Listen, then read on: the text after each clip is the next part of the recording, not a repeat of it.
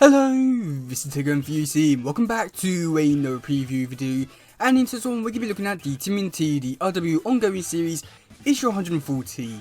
Now yes, this is possibly the worst way to view this whole story, just because the next issue that was supposed to come out was issue number 8 of the Armageddon game, but that's not coming out until next month, so again this issue instead.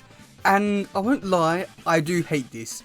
Just because it's probably going to give us a lot of spoilers for the Armageddon game issue number 8, and I'm not going to lie, I'm just going to hate that if we do get any sort of spoilers in this issue, which I hope we don't, but I will say this, going ahead into this video, be aware of spoilers just in case and stuff like that. So yeah, let's actually look at this preview images. Okay, so first start off in the Armageddon, oh god. So we first start off inside Mutant Town, and we do get to see the first words saying that the Armageddon game is over, but not for us really.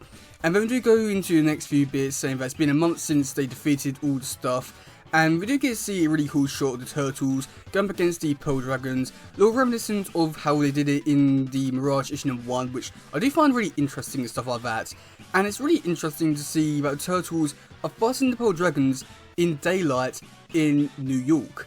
And that is really interesting and stuff which I can't wait to see a lot more of. Because when we do go into the next page is where we do get to see a lot more interesting stuff. Where we do get to see the turtles in daylight running throughout New York City with humans and mutants. This is something which I'm really looking forward to seeing how they actually handle. Because I think that this whole stuff here is really interesting and I can't wait to see how they handle this. I think this could be a really great storyline and stuff like that, if they do actually go through this all the way and make it good. So that's going to be up for debates. But I just love how the turtles interacting with the mutants and New York. Oh god, I love it so much. And then that's when we do get to see a really interesting bit, but just going into the storyline quite a bit. We do get to see a newspaper that's going over a death of a mutant that's found dead and stuff like that, which is going to be something that's going to be going throughout the next couple of issues, as it's going to be a murdering mutant type thing that's going around trying to kill mutants and stuff like that.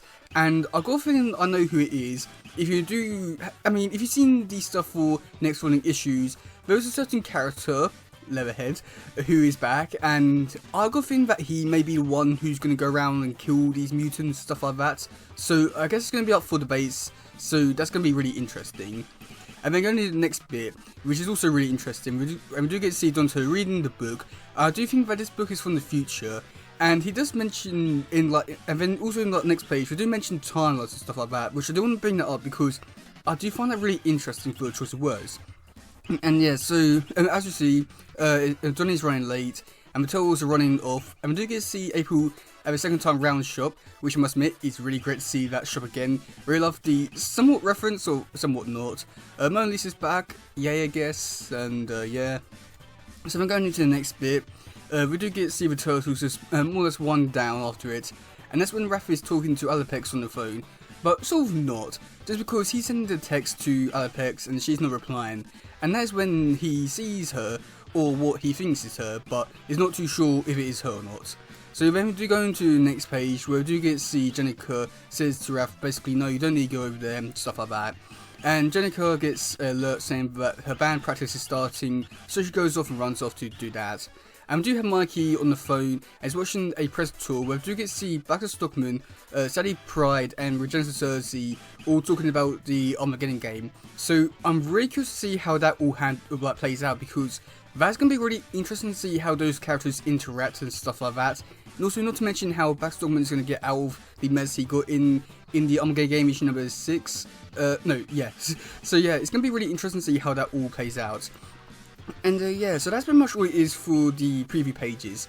Now the artist did actually release all the pages somewhere, I'm not too sure where it was.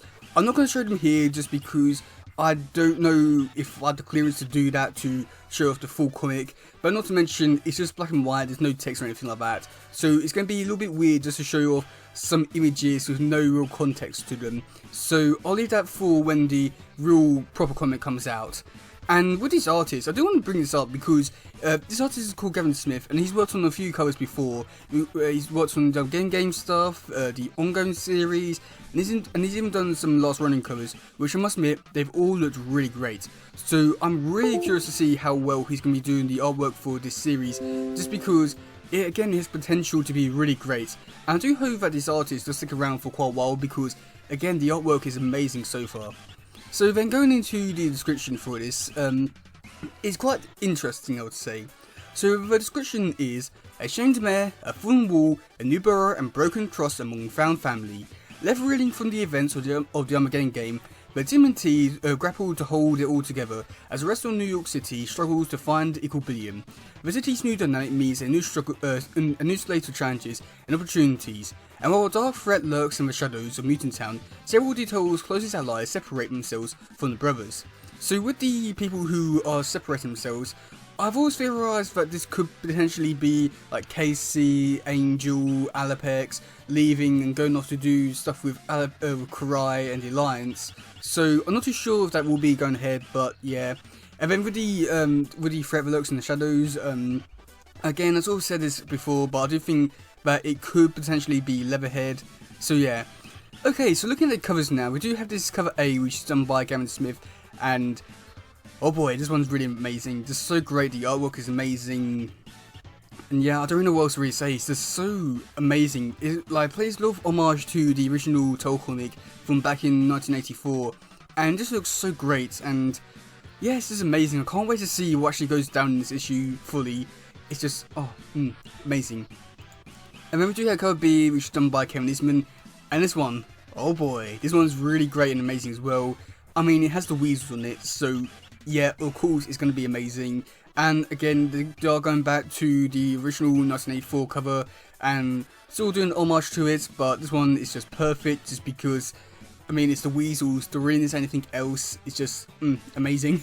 And then going into the next one, which is the 110 variant, done by, I can't remember the name actually of this artist, but this one does look really cool. Just good to see the turtles in a broken window or glass mirror. I'm not too sure what it is, but it just looks really amazing. It's just so creative with how it is, and I'd definitely like to see a lot more from this artist because, again, their artwork is really amazing, really nice, and stuff like that. We'd definitely like to see a lot more from them, and it's just so, yeah, amazing. I don't really know what else to really say. But then, of course, we go into the 125 variant, and it's the exact same as 110 variant, but this time it's in black and white. So, yeah, bargain, I want to say.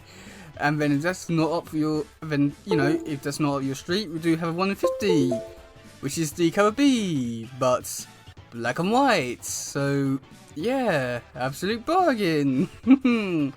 So, yeah, I don't know what they're really doing with all these variant covers. I think they're interesting, good stuff like that. I do like variant covers because they are able to bring out a lot more, I want to say, unique artists with their art styles, with the turtle stuff.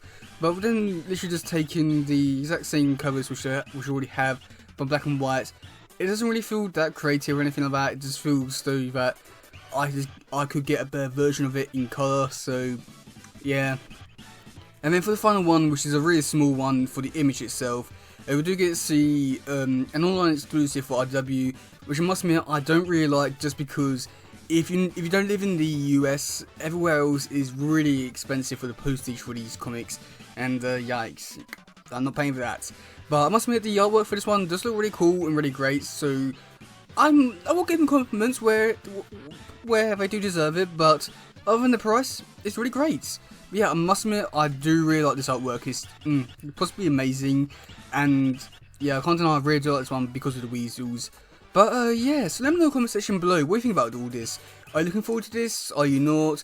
And are you looking forward to sort of getting some spoilers for the Armageddon game stuff and stuff like that? I'm very curious to hear what people have to say about all this, because it's a really interesting situation to have the finale come out after after everything and all that. So I just find it really interesting. But yeah, that's gonna be it for today, guys. If you enjoyed some, please share, like, subscribe, and all stuff. Goodbye, yo, bye.